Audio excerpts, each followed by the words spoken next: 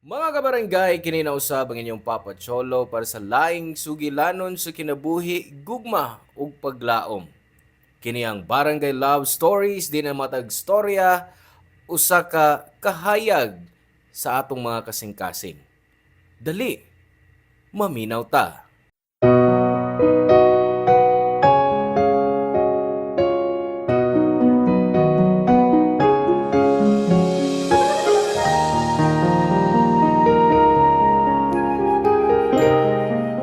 Ang pagtuo sa Dios di angay ipugos sa atong kaugalingon. Ato kining mabati og ihatag sa Ginoo aron magpadayon siya sa paggiya kanato sa husto nga daan. Ikaw, unsaon man nimo pagsalig sa labawng makagagahom kung naigo ka sa daghan og sunod-sunod nga pagsuway. Hello mga suki namong kapuso o kabarangay. Laing panag-uban ang usab nato diin laing sugilanon sa kinabuhi mo atong hatagan sa pagtagad karon. Pinadaki ni Nancy nga giuluhan taog. Fate.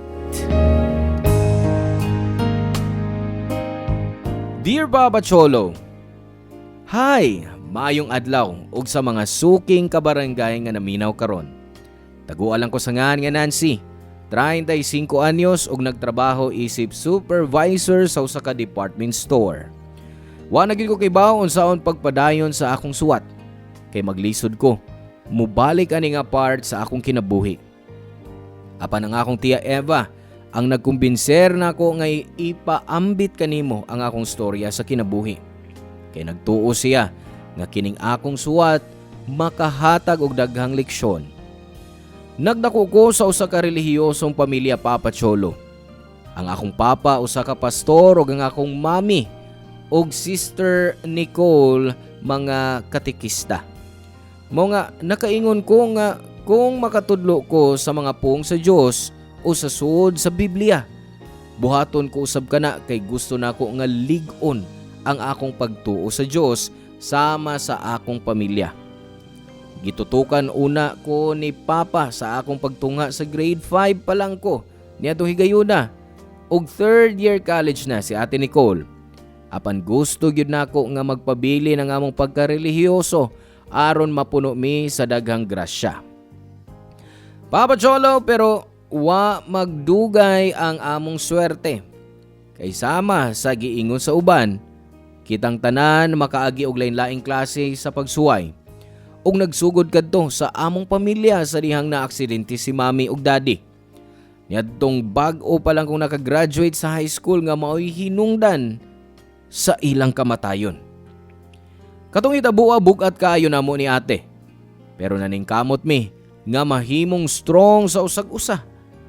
Si Tia Eva nga igsuon ni mami maoy nahimong guardian namo. Hangtod nga nakahuko mga akong igsoon nga si Ate Nicole Papa Cholo nga manarbaho sa gawas sa nasod.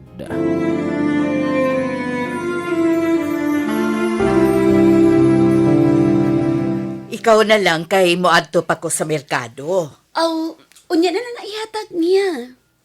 Nancy, kinahanglang magkaistoryahanay mo sa imong igsuon. Wa na mi angay pang istoryahan, tiya. Kabaw ka unsay tinuod. Ihatag kini sa imong igsuon og pakigsulti niya sa iyang kwarto.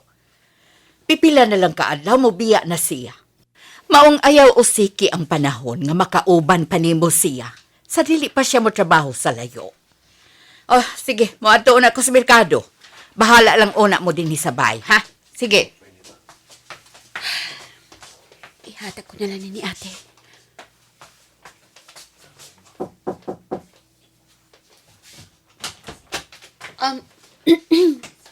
Gipatunol ni Tia Eva ang imong sapatos kay basig kinahanglan nimo. Salamat, Nancy. Way kaso, Nancy, kadiyot lang. unsa man? Pwede ta mag-istorya? Wala tayo angay pang istoryahan, Ate Nicole. Naglagot ka pa ba kay kinahanglan ko mo biya aron manarbaho sa Canada? Kung mo ingon kong mausab ka ni mo. Dili ka na mo biya.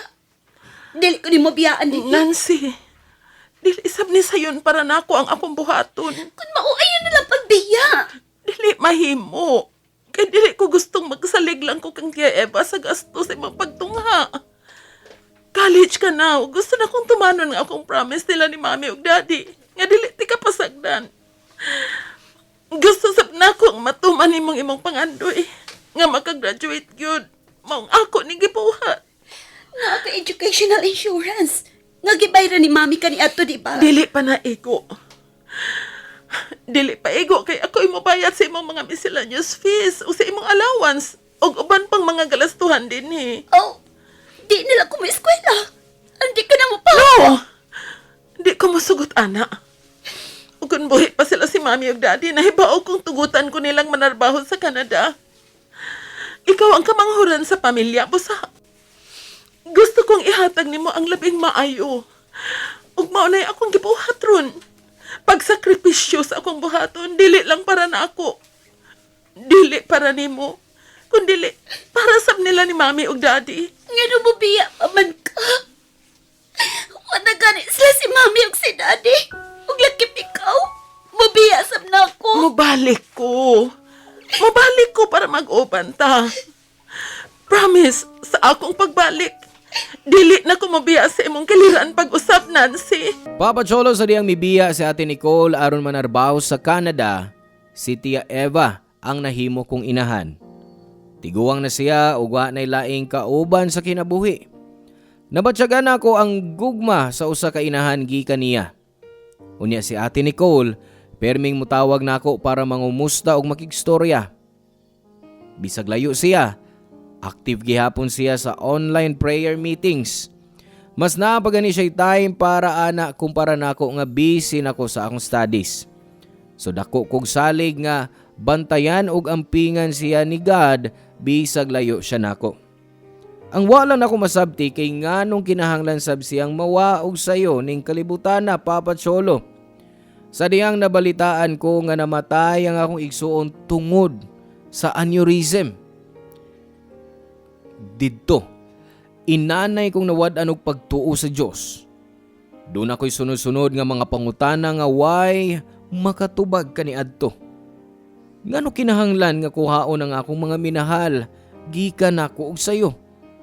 Ngano nga sila si Mami, Daddy ug Ate Nicole ang kinahanglan nga mawag una. Ug di ang mga dautan nga tao sa kalibutan. Nganong kinahanglan man nga biyaan ko sa akong pamilya. Nawada na sab kog rason sa pag-adto sa simbahan ug pag-ampo. Kay unsa pa man ang akong buhaton kun ang akong pamilya nga parehas nga relihiyoso wa mapanalipdi sa Dios. Unsa may rason nga akong sundo ng ilang mga tunob alang sa among relihiyon? Wa na, di ba?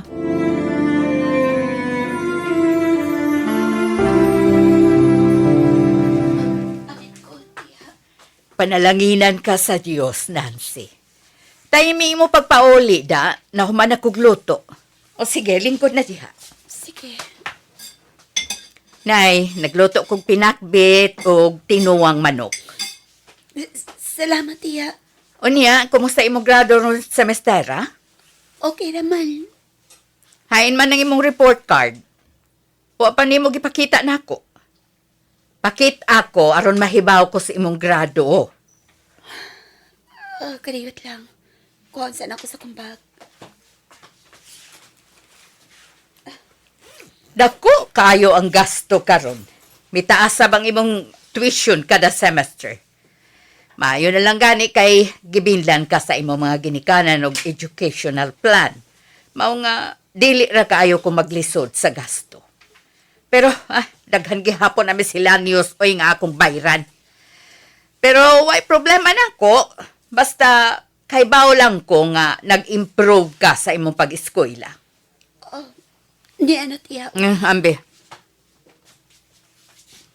Uy! Usa maling imong mga grades, Nancy. Makoy, line of 5 sa final grading, tiya. Wa tuod kay 5 pero pulos 3. Sorry. O sa may mo planong buhaton sa imong kinabuhi. Graduating na untag ka, pero hangtod karon, 3rd year ka pa. Naningkamot man ko, tiya. Kung naning kamot gyud ka, nganong ingon man gihapon ini ang imong final grades. Kanunay ka na lang mobiya dinhi sabay every weekend kay poong panimo, may group study mo, may project study. Di ka na gani mo tambong sa misa sa simbahan uban ako. Bisan prayer meeting dinhi sabay, likayan po nimo. Huwag mausap sa akong kinabuhi, tiya. Bisan kun mo ato pa ko sa simbahan, umutambong sa mga prayer meeting, tiya. Nancy, abi ba na akong naghisgot na taniana? Wa ko'y kipasulan sa kamatayon sa akong pamilya, tiya. Kung wa yun ka mo basol ni bisan kinsa, nganong di man ka mo simba? Kay sagi kaingon ko na. Huwag mausap bisag mo ato pa kong simbahan kada adlaw. Pero basin kinahanglang maminaw ka og sermon sa pari. Tingali, kinahanglan ka lang mag-ampay para sa... Para imo ko, para pahinumduman ko sa Diyos. Nga wa na gidungog ako mga pag-ampo. Eva, pasaylo ako. Sorry kung ingnon ana lang akong grades nga og ipakita nimo. Og pasaylo ako. Kay dili ko nimo ma-convince nga mosimba pa. Kay pare na ako. Walang makatabang na ako. Kung dili ang ako lang ko galingol. Papa Cholo, sukad nawa si Ate Nicole, nawad-an ako gana sa akong kinabuhi. Subuhaton na lang nako tanan nga makapalipay nako. Inom, party, ug pakig-sex sa akong uyab. Kana ang mga butangan nagdako sa kalipay, kolor ug lami sa akong kinabuhi. Until one night, hubog kayo ko ug nigamit pug kog illegal nga drogas. Apan maayo pa ang akong unahuna dihang ang pipila sa mga higala ni Arvin misud sa kwarto nga akong gipahuwayan tungod sa epekto sa alkohol ug droga. Nakita na ko nga nagbinayluay og pahiyom og kindat si Arvin sa iyang mga higalang laki hangtod nga gipahimuslan ko nila samtang ang akong uyab nagtan-aw sa gibuhat sa iyang mga higala, Papa Cholo. Nisuway ko glognot pero daghan kayo ug kusgan ang mga laki nga nagpahimus nako. Mga upat silang nilukso sa akong lawas. Hangtod nga nawad-an kog panimungot tungod sa ilang gibuhat nako. Pagmata nako, wa na laing tawo sa maong kwarto ug bugat kaayo ang akong lawas. Naabdan ako si Arvin nga namahaw o gitimbaya pa ko niya nga murag way daotang nahitabo nako. Gisagpa nako siya og naglagot ko nga bayra niya ang iyang gibuhat nako og sayang mga amigo. Apan iya kong gihulga nga patyon ko niya og si Tia Eva kun buhaton ko kana. Mao to, Papa Cholo, nakigbuwag ko ni Arvin og wa na nako siya ikita pa. I tried to organize my studies kay gusto ko man nga organisahon ang akong kinabuhi. Pero usa ka adlaw, lain ang akong pamati og nasayran ko na lang nga mabdos ko, Papa Cholo.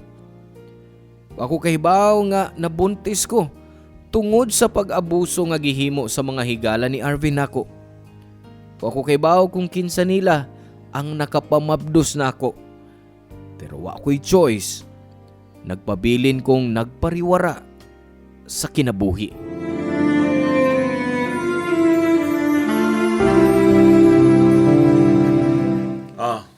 Yan ta sa inyo, Nance. Thank you sa time, girl. Sa sunod na po, ha? Naanaw niya ko dang mga baby boys sa sunod na tong laag, ha? Puro na yung ka, baby boy, Scarlett. Ha? Ako, no need na. Kiniaman akong baby boy, Nico. Kapide bayaing duha. Awanyag ako'y na baby boy, oh. Ang bat lagi ninyo. Sige na. Bye na. Imusun ako sa bye. Og salamat sa inyong paghatod na ako, ha? Pag-amping mo. Bye! Yes!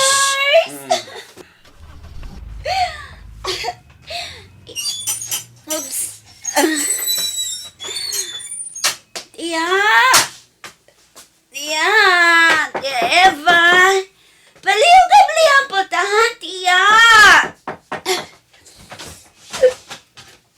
Unsay na uli ka na? Hi, tiya. Oh, nanimaho kang beer o sigarilyo. So, sabay. Diyan ka man gikan. O kinsa matong imong mga kauban. Ay, akong mahigala, tiya. Imong mga amiga, nga wa na pud ng eskwela. Mga bad influence ng imong mga amiga nimo, Nancy. Tiyo, ay, katugon ko. Story ang taugmaan. Dili! Kinahanglan ta mag-istorya karon. Pero, tiya Eva. Unsa man ni, ha? Ha? Tiya, di na ni makuha ang mga papel. Diin pa! Sa imong kwarto! Ha! Gibutang nis mga sinina sa imong kabinet. Og nakita na ako kini mga papel nga imong gitaguan didto. Wala na tiya. Ay na ko na unaan. Unsa oras ko pagbaliwaan ni Nancy? Medical records ni! Ang imong ngan ang nakasuwat din he. Og kini nagpakita nga magdos ka sa miagi pambuan. Nganong wa ko ni musultihi bahin ini, ha? Nganong wa ko ni musultihi nga magdos ka? Unsa? Nganong di ka makatubag? Sultihi ko tinuod, Nancy. Kinsay amahan sa imong gisabak? Sulti! Kinsay nakapamagdos ni mo? Wa ko may bout tiya. Wa ko kay pa, okay? Unsay buot ni mong ipasabot, ha? Take advantage ko sa mga barkada sa kong ex-boyfriend. Wa ko may paukin sa nilang amahan sa kong gisabak. Nganong wa man ko ni mo sultihi? Kinahanglan pasakahan na to sila kaso. Kinahanglan mapreso ang mga salbahis nga nabuhat ni mo ni Ana. Kisultihan o ta ko ni mo aron matabangan di ka. Nga naman! Uy, matuon ako, tiya! Uy, matuon ako tungod kay nga akong kinabuhi waday kapaingnan! Basura na ko sa mga mata sa daga mga tao! Dili na ang tinuod, Nancy! Isa ko sabay mag-isulti! Waday bili akong kinabuhi! Kay bisa ng Diyos! Huwag siya maminaw sa kong mga pangampo! Huwag yan! Huwag siya nabinaw Nancy! Nancy, mahimo ba? Hulungan ang imong gisulti! Uy, palangunta si Nicole ug ang imong parents. Dili sila gustong makadungog nimo ni Ana. Wala na sila, tiya. Gikuha na sila sa Diyos. Ang wako hisabti.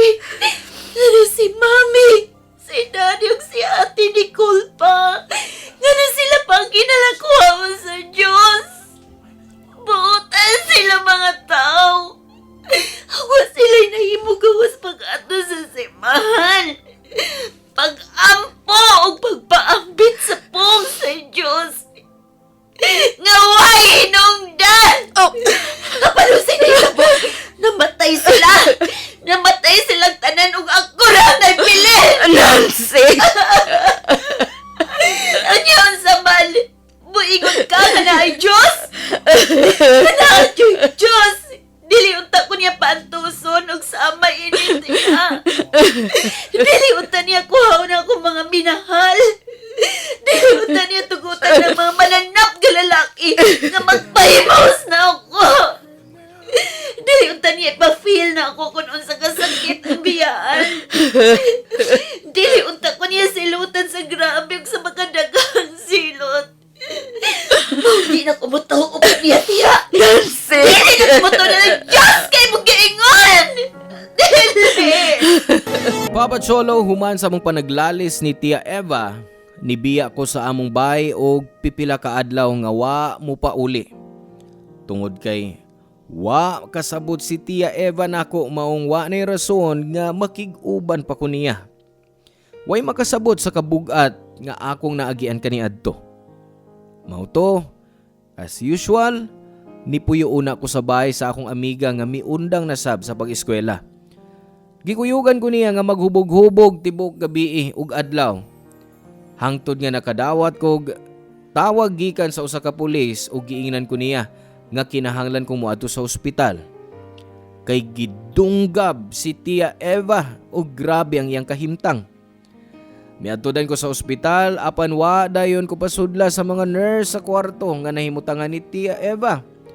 Naglibog ang akong hunahuna hangtod nga gidako sa akong mga tiil sa pultahan sa chapel sa ospital. Di ko ganahan musod kay mauwaw ko. Gibati na ko nga wa ko'y katungod sa pag-ampo sa Dios. Wa ko'y katungod nga mangayo og tabang niya. Kay gidistansya nako ang akong kaugalingon niya. Hangtod ni balik ko sa kwarto kung asa si Tia Eva. Og niingon ng doktor nga maghuwat na lang daw mi nga makamata siya. Nagsabot sab sila nga pasudlon ko sa kwarto og didto. Gibalik-balik na ko pag-ampo ang kaluwasan sa akong tiya, Papa Cholo.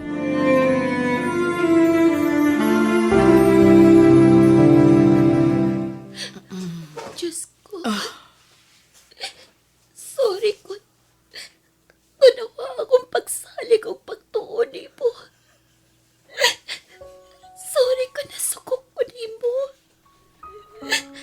Palihog pa sa ilo ako sa akong mga sa. Nabuhat ko gato kay. Kaya nasakitan kong gikuha ni mga akong pamilya nga rin ako. Pero palihog. Ihatag si Tia Eva na ako. Ayaw siya kuwaagi ka na ako. Sirang na anak ko. I don't know if unsa pagkamay tabo sa akong kinabuhi. Lakip siya. Mawapod na ako. Diyos ko. Palihog. Lusang kinabuhi ni Tia Eva. Palihog. Luwasa siya. Maluoy ka. Nancy? Tia Eva! Oh, salamat! Sa katapusan, nakabata ka na. Nganong naghila ka? Abi na kong dili ka na makamata. Tia! O nganong dili man ko mumata? Wait. Hain ko. Asa ta karon? Di ata ka rin sa ospital, Tia. Ospital? Nganong ni... Tia! Tia, paglihog. Ay, sakit ang akong kilid. O sa'y nahitabo. Wakayo ko'y nahinumduman. Ang akong nahinumduman ni ato ko sa bahay sa imong classmate. I was hoping nga naaka sa ila. Dugay naman good nga wa ka mo pa uli sa ato. Gitawagan ko sa polis gabi. Ang iya kong giingnan nga gidunggab ka. Human ni mo awaya ang doha ka lalaking matake ni mo. May nalang nadaka sa ospital sa usa ka tricycle driver nga nakakita ni mo. Miyan hidayon ko. Kay nahadlok ko. Nahadlok ko nga basing magwapod ka na ako. Tia. Tia Eva, sorry. Sorry kayo. Sorry. Nganong nagsorry man ka. Dili ikaw ang nagdunggab na ako. Nahinumdum ko sa mga lalaki nga mao'y nagbuhat sa pag-among-among nimo. Kay kauban nila si Arvin, ang imo kanhing uyab. Dili nimo sa. Maong, dili ka kinahanglang magsorry. Salamat kay gibantayan ko nimo tibuok gabi dinhi sa akong kwarto sa ospital. Pero kung naminaw lang unta ko ni mo, dili unta ni mahitabo iya. Tia Eva, nahadlok ko. Nahadlok ko nga basig mawakan ako. O kung mahitabo na, basin dili na ako makaya. Maong nagampo ko. Nagampo ko nga dili ka niya una ko. Ay dili na ako kaya. Maong wa pakukuha sa Ginoo nimo. Kay mao siya. Nga dako gihapon kong parte sa imong kinabuhi. Busa Nancy. Salig niya pag-usab. Ibalik ang imong pagtuo kaniya.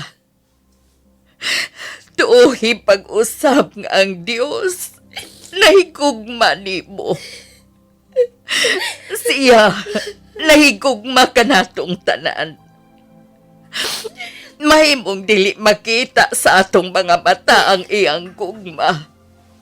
Pero kung aplihan nimo pag-usab ang imong kasing-kasing para niya, mabati og makita nimo nga wa gyud mawa nato ang iyang gugma. Labi na nimo, Nancy.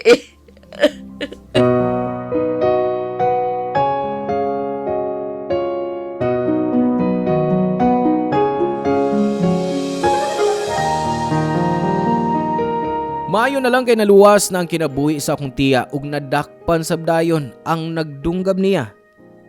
Pipila ka adlaw, nabalitaan ako nga gidakop sab sa mga pulis si Arvin ug ang iyang mga barkada tungod sa paggamit og illegal nga drogas.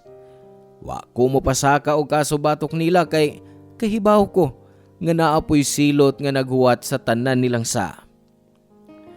Tungod sa maong hitabo og sa gisulti ni Tia Eva nako, dako ang akong pagmahay sa akong nabuhat Papa Cholo.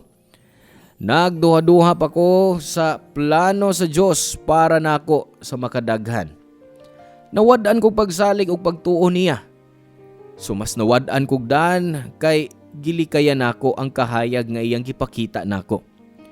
Ang kahayag sa pagdawat sa pagkawa sa akong mga minahal. Karon Papa Cholo nasayod nako nganong di ta mangutana, nganong nadaog ta sa mga pagsuway.